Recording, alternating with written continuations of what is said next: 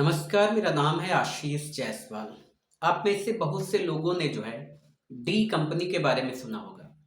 D company, जब D word जो है ये दाऊद इब्राहिम की कंपनी है, ये कई सारी चीज़ों में डील करती है जो कि इलीगली डील करती है। लीगल इसके साथ कुछ भी नहीं है। Smuggling, murder, extortion money, kidnapping, drug supply, ऐसी बहुत सी चीज़ें जो हैं जिसमें ये डील करती है। लेकिन इसी कंपनी की जो है एक पार्ट, हम कह सकते हैं कि कंपनी जो है कई पार्ट में डिवाइड है। स्मगलिंग कोई और संभाल रहा है और बाकी सारी चीज़ें और संभाल रहा है। इसी में जो है एक पार्ट है ड्रग स्मगलिंग का, नार्को। जो नार्को का बॉस है उसका नाम है सलीम डोडा।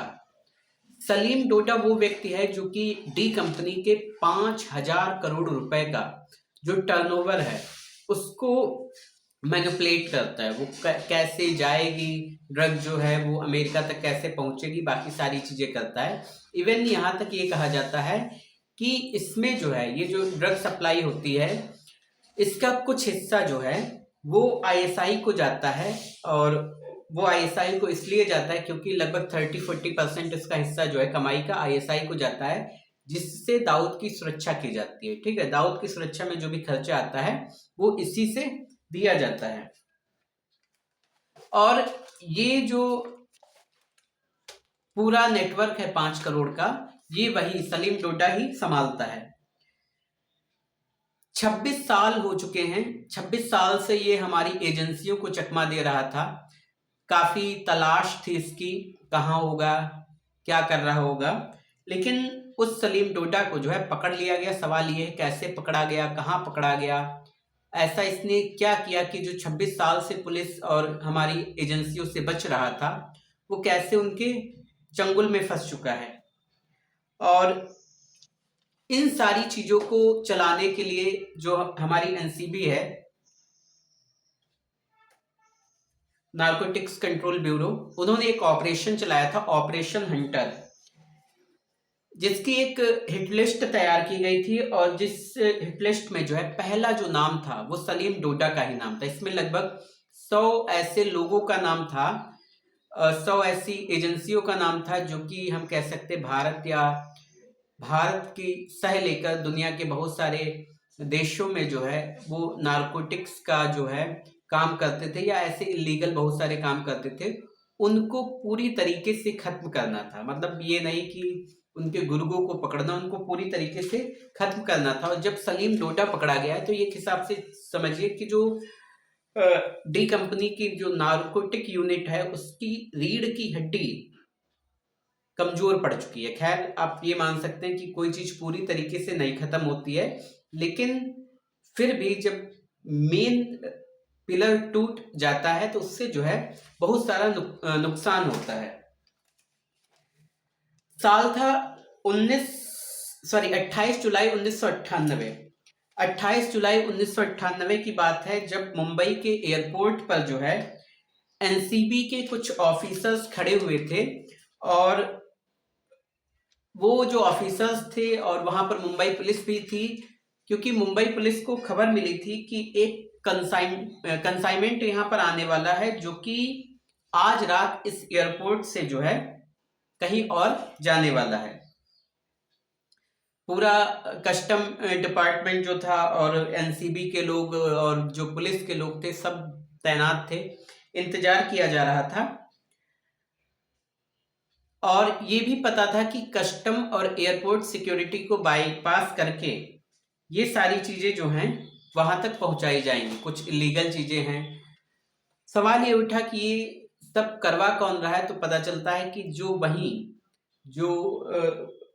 वो एजेंसी थी, जो एयरपोर्ट था, वहां का एक सीनियर अधिकारी उस चीज में इन्वॉल्व था और वो उनकी मदद कर रहा था। जब एनसीबी के लोग, जब पुलिस के लोग, जब बाकी जो मजमा था, जो पूरा पुलिस बंदोबस्त था, जब वहां सिक्योरिटी में लगा हुआ था, तभी देखा जाता है कि एक पार्किंग एरिया में एक फिएट कार जो है सफेद कलर की आकर रुकती है। जब वो रुकती है तो उसमें से 2 लोग दो सूटकेस लेकर निकलते हैं और उन सूटकेस पर जो है एक स्पेसिफिक सिंबल बना हुआ था, स्वास्तिक का सिंबल बना हुआ था। और जब वो सूटकेस देके जाते हैं, दोनों आदमी उन सूटकेस को लेकर जो है डिपार्चर गेट की तरफ बढ़ना शुरू करते हैं। जब वो डिपार्चर गेट की तरफ बढ़ना शुरू करते हैं तब उनको पकड़ लिया जाता है और जब छानबीन की जाती है, पूछताछ होती है, जब सूटकेस को चेक किया जाता है, तब ये पता चलता है कि उसमें 40 किलो मैंडेक्स टेबलेट थी। अब सवाल ये उठता है कि ये मैंडेक्स टेबलेट क्या होती हैं। मैंडेक्स टेबलेट वो हैं जो हम कह सकते हैं कि कोकीन या बाकी जो चीजें हैं उनको, उनका एक मॉडर्न तरीका है, एक अजीब तरीके से, जिससे जो है उनको कैसे सप्लाई किया जा सकता है। तो जब ये सारी चीजें पकड़ी जाती हैं तो उसमें जो लोग पकड़े जाते हैं उसमें से एक नाम था सलीम डोडा। अब यहीं से जो है सलीम डोडा का नाम जो है पहली बार इसी एयरपोर्ट पर जो है जब ये पकड़ा जाता है तब पहली बार जो है एनसीबी की हेड लिस्ट में, एनसीबी की लिस्ट में एक एफआईआर दर्ज की जाती है जिसमें सलीम डोडा का नाम आता है। अब ये जो सलीम डोडा था, ये बताते हैं बहुत पढ़ा लिखा नहीं था लेकिन कढ़ा बहुत था। इसका जन्म जो है वो साल 1966 में जो है मुंबई के बाइकला और गोडब एक एरिया है मुंबई का, वहीं पे इसका जन्म हुआ। और वहीं पर जब इसका जन्म हुआ तो एक गरीब परिवार में जन्म हुआ, बहुत ज्यादा पढ़ा लिखा ये नहीं था और जो घर वाले थे वो भी मतलब ऐसे छोटा मोटा कोई काम करते थे। लेकिन एक चीज देखा गया कि ये जो है ये अपनी आंखों से सारी चीजें देखता था, समुद्र के एरिया से कैसे स्मगलिंग की जाती है, बाकी चीजें, गैंगस्टर कैसे ऑपरेट करते हैं। तो इसका जो बचपन था वो स्मगलिंग और ये जो 2 नंबर की जितनी भी सारी चीजें थी, इन सभी चीजों को देखते हुए ही इसका बचपन बीता था। धीरे धीरे जो है ये पढ़ाई छोड़ देता है और बाकी सारी चीजों में इन्वॉल्व हो जाता है, हफ्ता वसूली करना शुरू कर देता है, पढ़ाई तो छोड़ ही चुका था।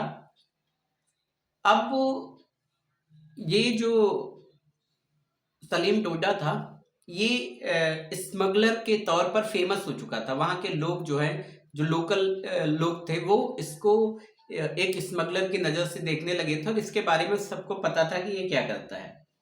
इसी दौरान जब ये काफी फेमस हो रहा था तो इस पर जो है नजर जाती है दाऊद इब्राहिम और छोटा शकील।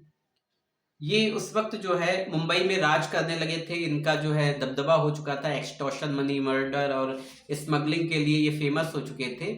इसी दौरान जो है जो छोटा शकील था उसकी नज़र जो है सलीम डोडा पर पड़ती है और वही से जो है सलीम डोडा की मुलाकात जो है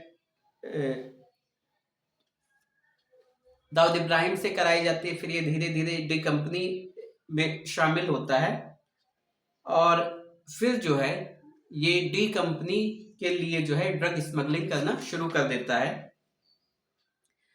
और इसी दौरान ये देखा गया कि एक इकबाल मिर्ची था जिसको डी कंपनी का पाब्लो एस्कोबार कहा जाता था। पाब्लो एस्कोबार जो है मैक्सिको का बहुत बड़ा स्मगलर हुआ करता था। इकबाल मिर्ची के साथ जो है ये जो सलीम डोडा था ये अपना काम शुरू कर देता है। धीरे धीरे काम आगे बढ़ता रहता है और इस दौरान ये देखा गया कि जब वो इसको पकड़ा गया था 1998 में 28 जुलाई को जब ये पहली बार पकड़ा गया था तो केस जो था वो भी प्रॉपरली स्ट्रांग था, स्पेसिफिक इंटेल भी था, इसके अलावा एविडेंस भी थे, सब कुछ था। लेकिन जैसे जैसे समय बीत रहा था जो एविडेंस थे वो वीक हो रहे थे, विटनेस जो है वो मुकरने लगे थे डर की वजह से। इसके अलावा ये देखा गया कि ये एक पैटर्न बन चुका था। अब आगे इसने तय कर लिया था कि जब भी ये पकड़ा जाएगा केस में देरी होगी, जो विटनेस होंगे वो भी मुकर जाएंगे, जो एविडेंस होंगे वो भी धीरे धीरे कमजोर हो जाएंगे और ये छूट जाएगा। और यही हुआ कि जब केस धीरे धीरे वीक होता गया उसके बाद जो है डोडा जो था वो जेल से निकल जाता है। जेल से निकलने के बाद जो है इसको कुछ हिदायतें दी जाती हैं कि मतलब एक कुछ नियम होते हैं कि आप यहाँ नहीं जाएंगे, इनसे नहीं मिलेंगे, इस काम में दोबारा इन्वॉल्व नहीं होंगे, शहर नहीं छोड़ सकते। ऐसी बहुत सी चीजें थी, लेकिन ये सारी चीजों को दरकिनार करता है और ये अंडरग्राउंड हो जाता है। उसके बाद इसका पता ही नहीं चलता है ये कहाँ चला गया।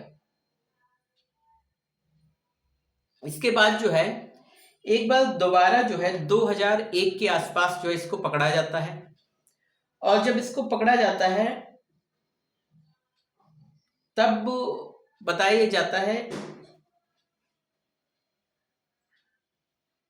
मुंबई से जो है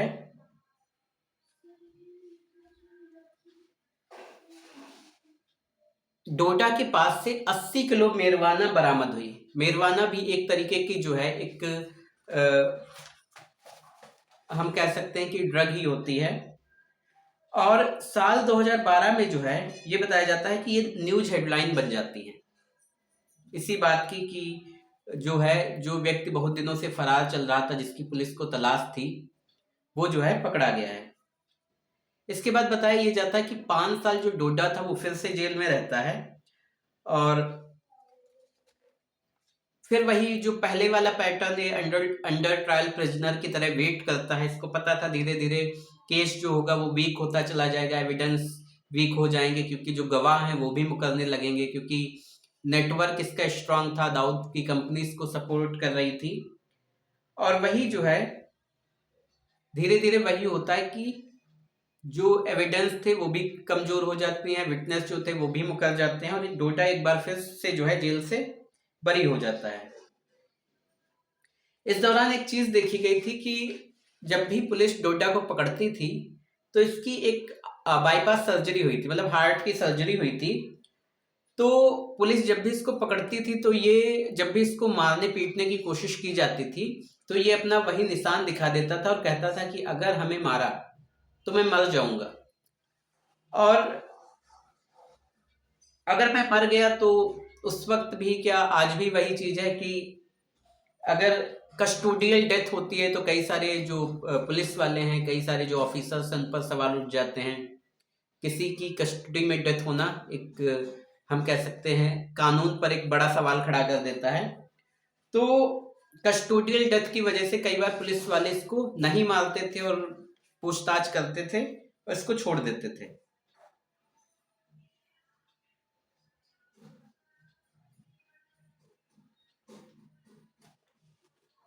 इसके बाद जो है 2017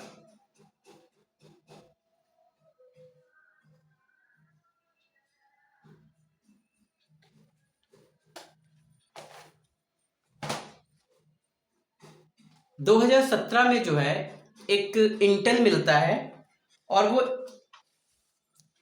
इंटेल जो था वो ये था कि एक 40 इंच का जो है क्यूब कंटेनर जो है उसमें कुछ गुटखा के पाउच हैं, और जो कि दिल्ली के गोडाउन में रखा गया है। और ये कोई आम गुटखा नहीं था, कुछ देशों में बैन था, तो वहां ये लोग भेजने की कोशिश तैयारी में थे। इसके बाद जो है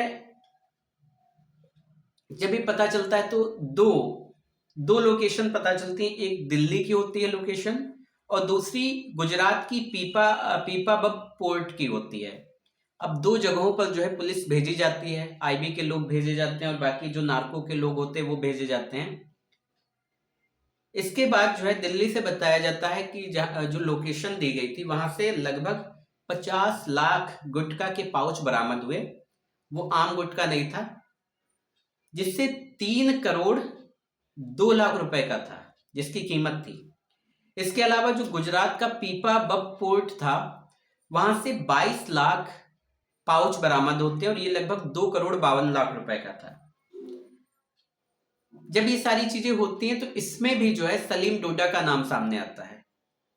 जब सलीम डोडा का नाम सामने आता फिर से सभी सन्न रह जाते हैं, और अब पुलिस को ये समझ में नहीं आता था, जो एनसीबी थी उसको ये समझ नहीं आ रहा था कि ये सलीम डोडा जो ये काम किस तरीके से कर रहा है।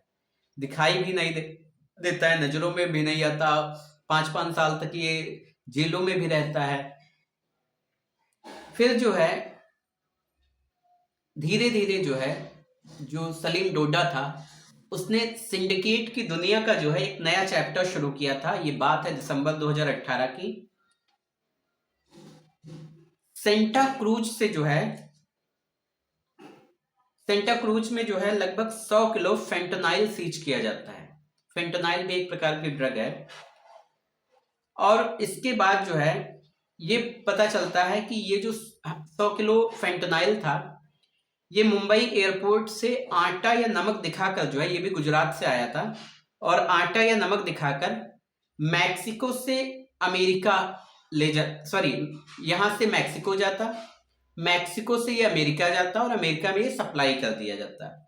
इसमें 4 लोग गिरफ्तार किए गए और फिर से इसमें जो है जो नाम आया वो 52 साल का सलीम डोडा का नाम आता है। और दाऊद और डी कंपनी के लिंक भी मिलते हैं।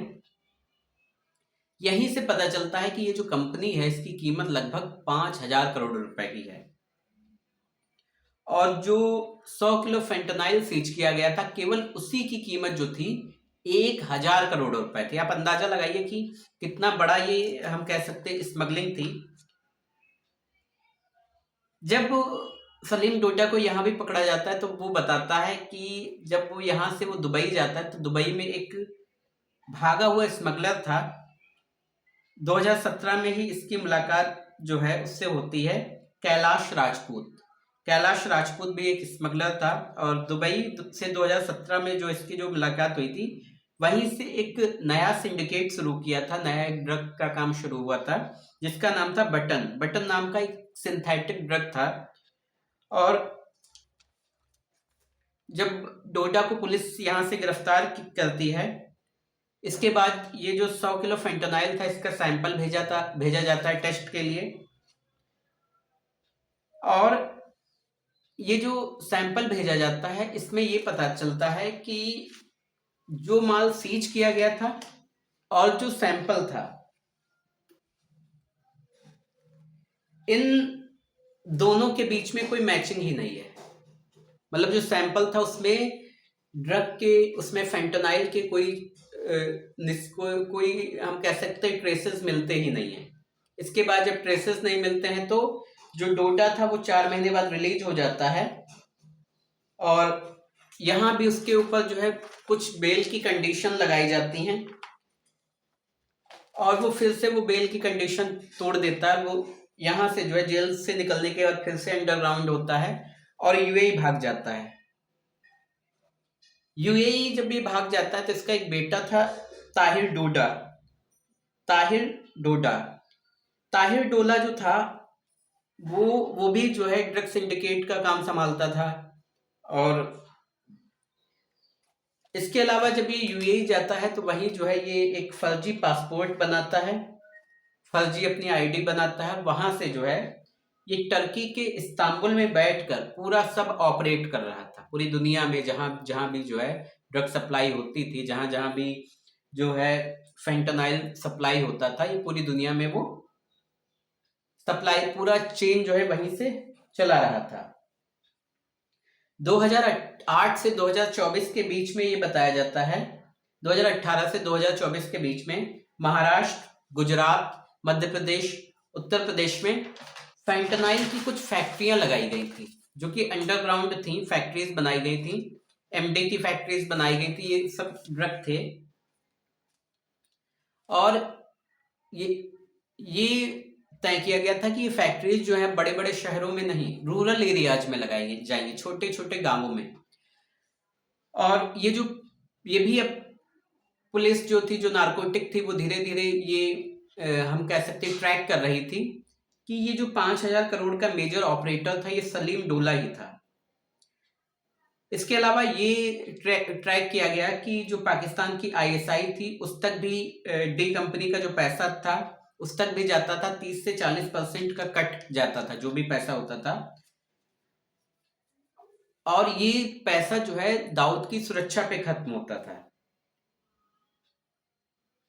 फिर 2024 आता है। 2024 में जब हमारी एजेंसियों ने रेट तेजी से बढ़ाई तो 69th बर्थडे पर जो है होता क्या है, 69th बर्थडे पर जो है वही, ये 69th बर्थडे पर ही जो छोटी छोटी जो फैक्ट्रीज थी जो रूरल एरियाज में लगानी थी वो बन चुकी थी, शुरू हो चुकी थी।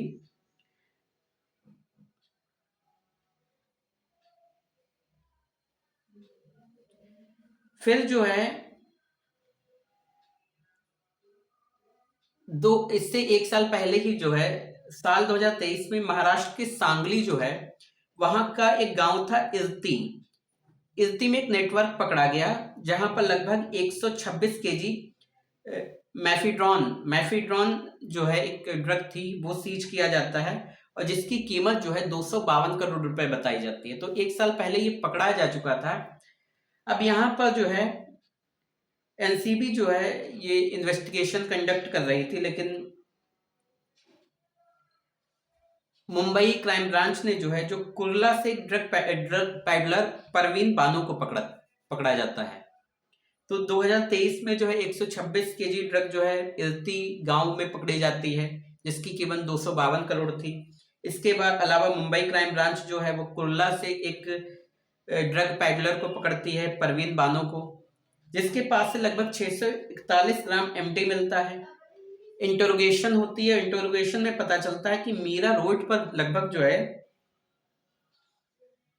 एक रेड की जाती है और मीरा रोड पर लगभग 3 केजी वही एमडी रिकवर होती है, कुछ कैश मिलता है। और ये जो रिकवर होता है इसका कनेक्शन जो था वो जो पहले 126 केजी ड्रग इल्ती गांव में जो पकड़ी गई थी उससे था। अब पुलिस धीरे धीरे जो है जो नारकोटिक थी जो मुंबई क्राइम ब्रांच थी वो धीरे धीरे कनेक्शन जोड़ना शुरू करती है। तब ये पता चलता है कि जो ताहिर डोला है और जो सलीम डोला है वो तुर्की में है। उसने ये जो फैक्ट्रीज बनाई है यहाँ पर कोई आम फैक्ट्रीज नहीं बनाई, बड़ी मॉडर्न फैक्ट्रीज बनाई। यहाँ पे जो है लैब बनाई गए हैं और वेजिंग स्केल है, कितना क्या मिक्स करना है, मिक्सर है और वो सारी चीजें जो है वहीं से बैठ के ऑपरेट करता है। रॉ को इसके बारे में थोड़ी बहुत जानकारी लगातार मिल ही रही थी जब से इन्वेस्टिगेशन शुरू हुआ था। फिर एक इंफॉर्मेशन मिलती है कि इसका एक भतीजा है जिसका नाम है मुस्तफा मोहम्मद कुब्बा वाला और एक है मोहम्मद सलीम सोहेल शेख जो कि लॉजिस्टिक संभालता है।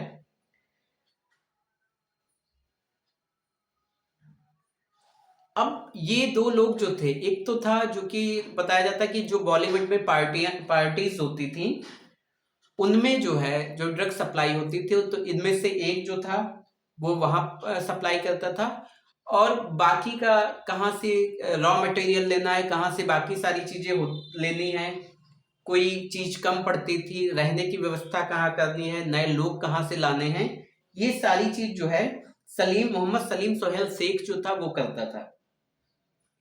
इनके खिलाफ जो है एक रेड कॉर्नर नोटिस इशू की जाती है ताहिर, सलीम और मुस्तफा, इन तीनों के खिलाफ। और जो सलीम डोला था उस पर लगभग 1 लाख रुपए का इनाम रखा जाता है। मेन एक्यूज जो है वो सलीम डोला को बनाया जाता है इसमें। फिर पहले जो है जो उसका बेटा था ताहिर डोला उसको भारत डिपोर्ट किया जाता है। इसके बाद जो ताहिर डोला के बाद जून 2025 में सलीम डोला जो है उसको भी पकड़ा जाता है, लेकिन ये बताया जाता है कि सलीम डोला जो है वो ताहिर डोला पे बहुत ज्यादा भरोसा नहीं करता था जबकि वो उसका ही बेटा था, क्योंकि वो खुद ही जो ताहिर डोला था वो खुद एक ड्रग एडिक्ट था। तो सबसे ज्यादा ये भरोसा जो था इसका जो भतीजा था मुस्तफा मोहम्मद कुब्बा वाला और इसके अलावा जो मोहम्मद सलीम सोहेल शेख, इन पर ये ज्यादा भरोसा करता था। जो मुस्तफा मोहम्मद कुब्बा वाला था जुलाई 2025 में जो है यूएई से भारत इसको भी लाया जाता, 2 सफलताएं मिल चुकी थी।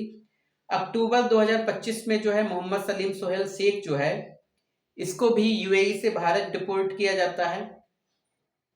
अब मैंने बताया था कि ये इसका काम यही था कि मुंबई में होने वाली जो पार्टीज होती थी उसमें ड्रग सप्लाई करना इसका काम होता था, क्लाइंट को मैनेज करना इसका काम होता था। बहुत ही लग्जरियस लाइफ जीता था क्योंकि आम लोगों से तो मिलना होता नहीं था इसका, क्योंकि मुंबई के लोग एक्ट्रेस एक्टर एक्ट्रेस बाकी लोगों से मिलना।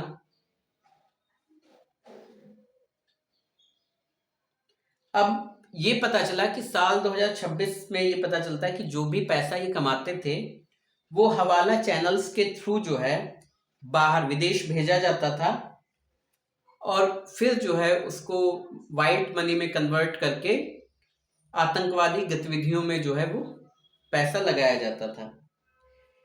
एनसीबी के जो यूनियन मिनिस्टर थे उन्होंने जो ये ऑपरेशन ग्लोबल हंट चलाया था, वो 3 साल का पूरा रोड मैप उनके सामने रखा जाता है जिसमें 100 लोग शामिल थे और वो जो 100 लोग थे वो टॉप लोग थे, उनमें सबसे ऊपर जो था यही सलीम डोला था। अब ये तय किया गया था वापस पकड़ के लाओ या खत्म कर दो इन 100 लोगों को। फिर जब जांच होती है तब पता चलता है कि इस्तांबुल के बेलिक डूज, इस्तांबुल का जो बेलिक डूज डिस्ट्रिक्ट है उसके अंदर एक फ्लैट है, वहीं से जो है सलीम डोला जो है सारी चीजें ऑपरेट कर रहा था।